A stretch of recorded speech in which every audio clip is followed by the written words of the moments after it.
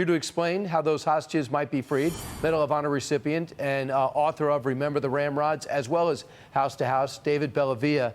David, when you talk about urban warfare, knowing our Americans are somehow, somewhere, possibly there, how does that complicate any maneuvers?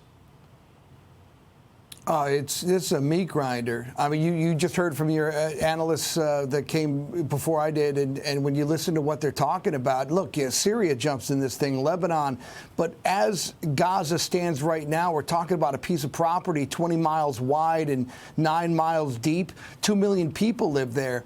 We compare this to the Battle of Fallujah, but Brian, that civilian population was gone in the November Battle of Fallujah.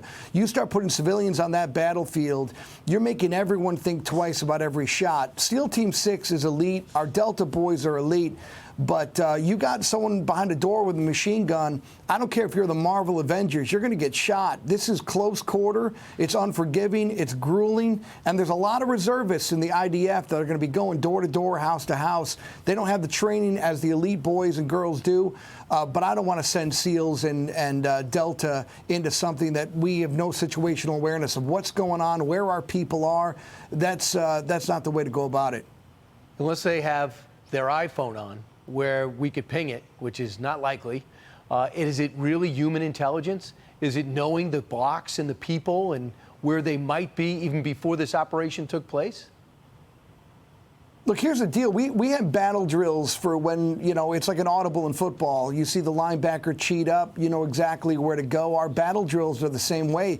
This entire area knows an invasion is coming. They're ready. We saw what happened in Mariupol in Ukraine. It didn't matter if buildings were still standing. They went subterranean. And in Gaza, they will go subterranean. Everywhere there's rubble, there'll be a sniper. And when there's snipers, there's going to be obstacles and IEDs. This is a quagmire to get into. We are all about saving American lives, but there's got to be a plan. And I understand the president doesn't want to get into X's and O's. He at least owes the American people a scope, intent. What are we going to do and how are we going to do it? The time for negotiations is long gone. But don't you have a military hostage negotiator? And I know the FBI has experts in that area. Robert O'Brien over the weekend told me, he's like, I get him in right away.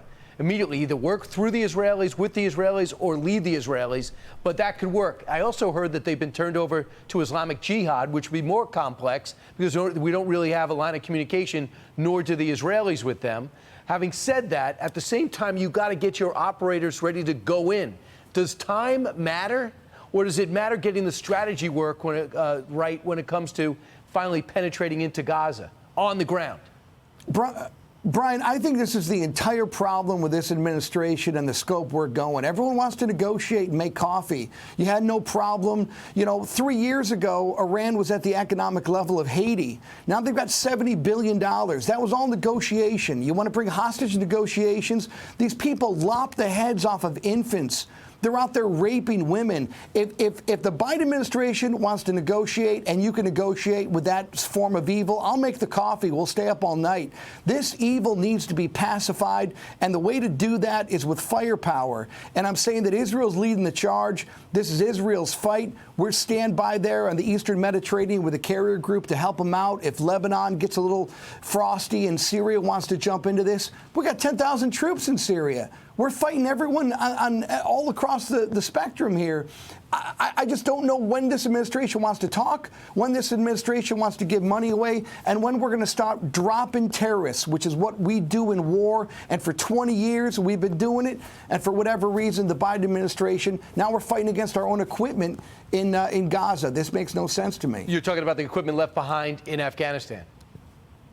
Yes, sir.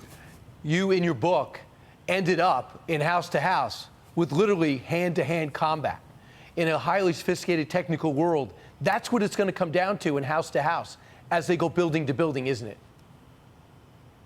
Well, look, that's what the, SEALs were born and built for that, and that's what our elite operators do. The problem, with regular infantry doing their thing is, the training's not there.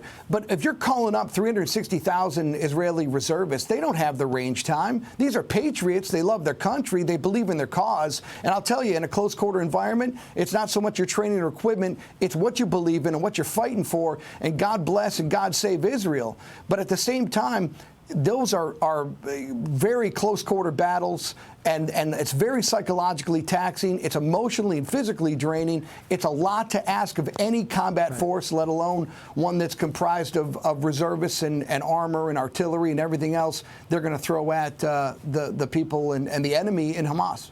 And what bothers me is they want this fight and they want to bring the Israelis in, which should make them wary. And that doesn't mean you don't go in, but it should make them wary about giving Hamas what they want. David, I could talk to you for 2 hours and not get all your information, but thanks so much for sharing. Hey, Sean Hannity here. Hey, click here to subscribe to Fox News YouTube page and catch our hottest interviews and most compelling analysis. You will not get it anywhere else.